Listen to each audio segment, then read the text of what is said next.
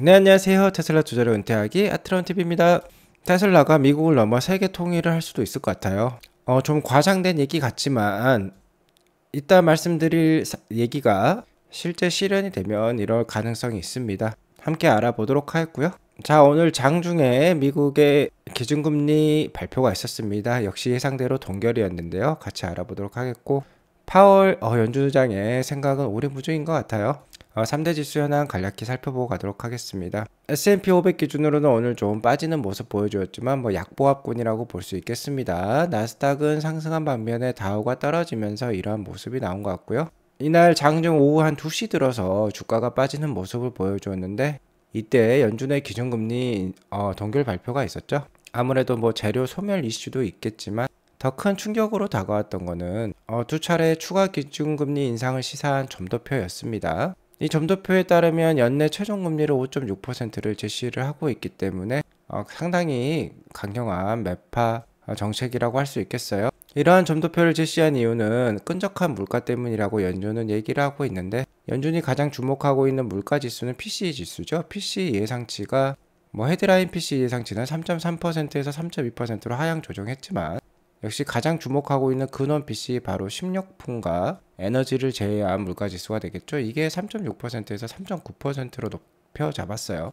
아직도 끈적하기 때문에 자, 이렇게 점도표를 제시했다라고 연준은 밝히고 있습니다. 하지만 파월 연준 의장의 기자회견 때요, 다음 달 FOMC 관련해서 힌트를 주십시오라고 물어보자 파월 연준 의장은 다소 모호한 답변을 했어요. 다음 달 FOMC에 대한 논의는 없었고 실시간 지표를 보면서 대응 예정이다 라고만 일축을 했습니다.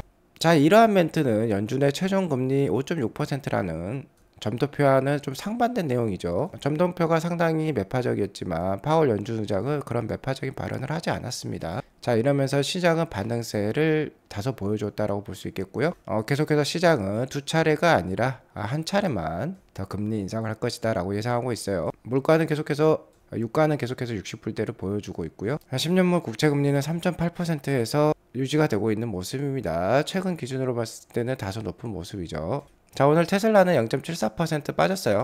그간 한 13일 연속 상승을 했기 때문에 쉬어갈 때가 충분히 될 법했습니다. 자, 그 자리를 엔비디아가 치고 들어왔어요. 오늘 또 나스닥에 반등을 일으킨 거는 반도체 관련 주식들이라고 볼 수 있겠습니다. 자, 엔비디아가 계속해서 주도주 역할을 해서 신고가를 경신한다면요, AI 관련된 주식들 계속해서 잘 올라갈 수 있습니다. 나스닥 일봉 차트를 보면 계속해서 좋은 모습이에요. 오늘도 0.39%만 상승을 보여주었지만 밑꼬리를 길게 단 양봉이 나왔습니다. 계속해서 매수세가 들어오고 있다라는 거고, 아무래도 반도체를 샀다가 테슬라를 샀다가 하는 모습인 것 같습니다. 아직까지는 AI 관련된 주식들이 상승을 이끌고 있다라고 볼 수 있겠어요. 자, 그리고 나스닥 일봉 차트에서 주목할 점은 장기 이편선이라고 할 수 있는 200일선이 이렇게 고개를 치켜 들고 있다라는 겁니다. 자, 이게 한번 고개를 올리게 되면요, 상당히 이 추세가 오래 유지가 돼요. 긴 시계열로 봤을 때도.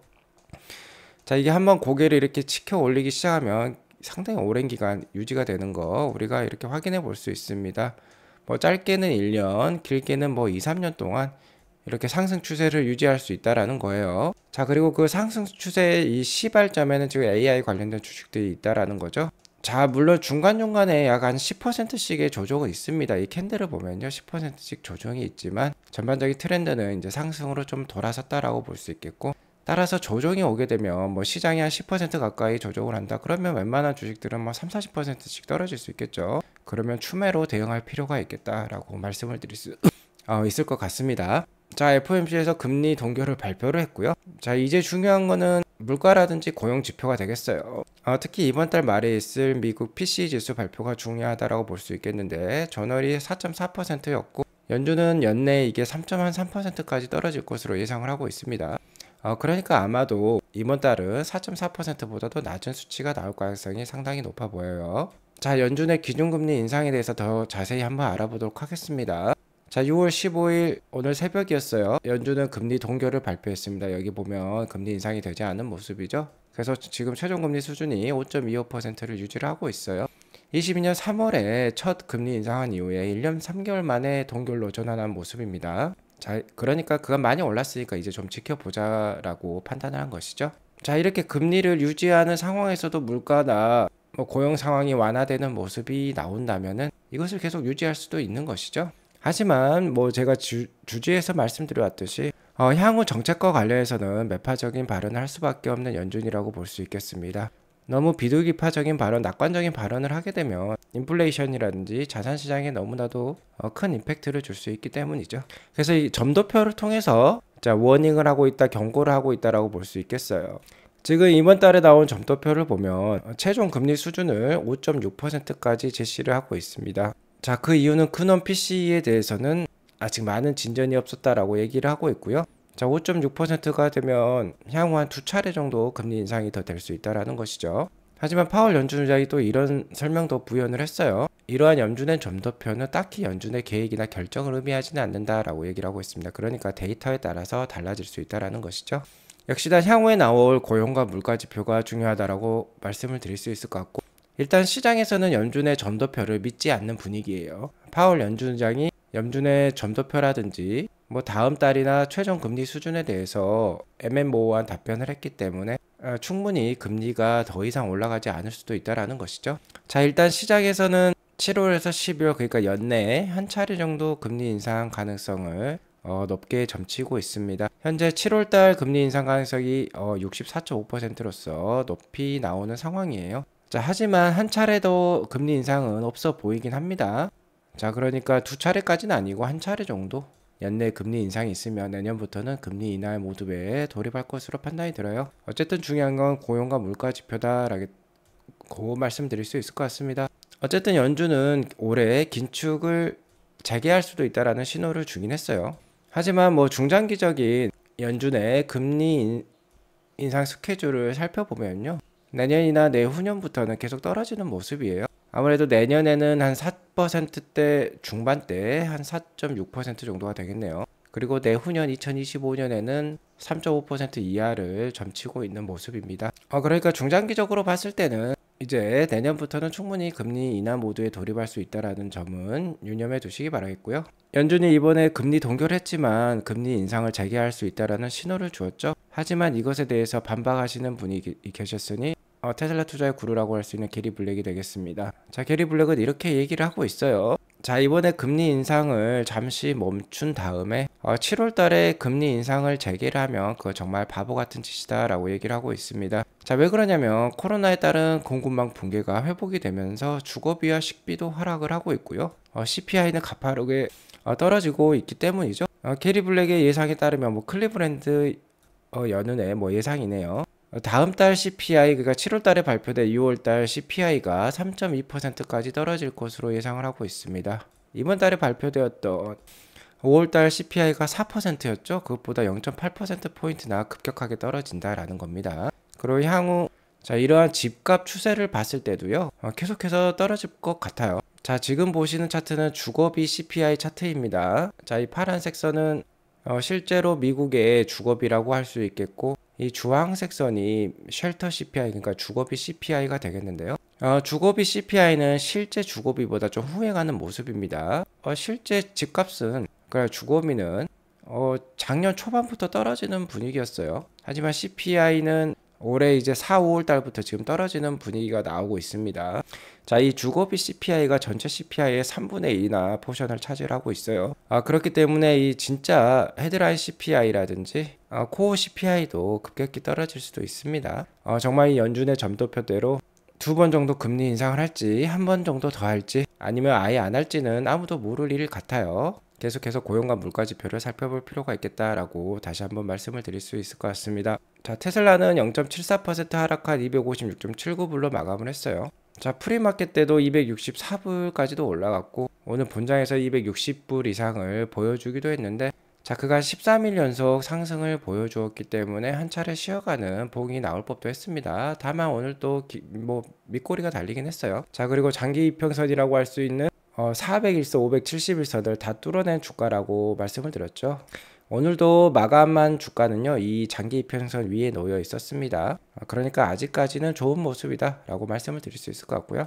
물가가 빨리 떨어지면서 연준이 금리 인상을 더 할 수가 없게 되고, 테슬라 역시 7월 달에 좋은 인도량과 좋은 실적을 발표하게 된다면 이 상승 추세는 당분간 지속이 될 수도 있을 것 같습니다. 참고하시기 바라겠어요.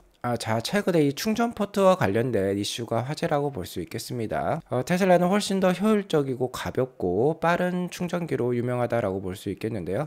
자, 이에 따라서 포드와 GM이 테슬라에 합류하기로 했어요. 테슬라의 충전 방식을 채택을 한다는 건요, 뭐 배터리 관리 체계라든지 테슬라의 내부 소프트웨어까지 가져온다는 것을 의미할 수 있겠습니다. 자, 여기에 더불어서 어저께 더 좋은 뉴스도 있었어요. 미국의 빅3라고 할 수 있는 스텔란티스마저 테슬라의 북미 충전 표준, 그러니까 NACS 방식을 도입을 고려하고 있습니다. 스텔란티스가 직접 로이터에 이러한 성명을 보냈다라고 해요. 스텔란티스는 뭐 미국계 회사라고 볼 수 있겠죠. 클라이슬러를 갖고 있기 때문에, 그리고 푸조, 시트로엔, 그리고 피아트까지 아우르는 거대 그룹이라고 볼 수 있겠습니다. 자, 그러니까 이태리라든지 프랑스에 기반을 두고 있는 회사도 가지고 있기 때문에요. 스텔란티스가 테슬라에 합류한다라는 건 북미뿐만이 아니라 유럽까지도 영향을 미칠 수 있는 중차대한 사건이라고 볼 수 있겠습니다. 자, 이제 피아트라든지 푸조라든지 시트로행이라든지 유럽의 강자들도 테슬라의 북미 충전 표준 포트를 또 도입할 수 있다라는 의미예요. 자, 그러니까 뭐 상징적인 사건이라고도 볼 수 있겠죠.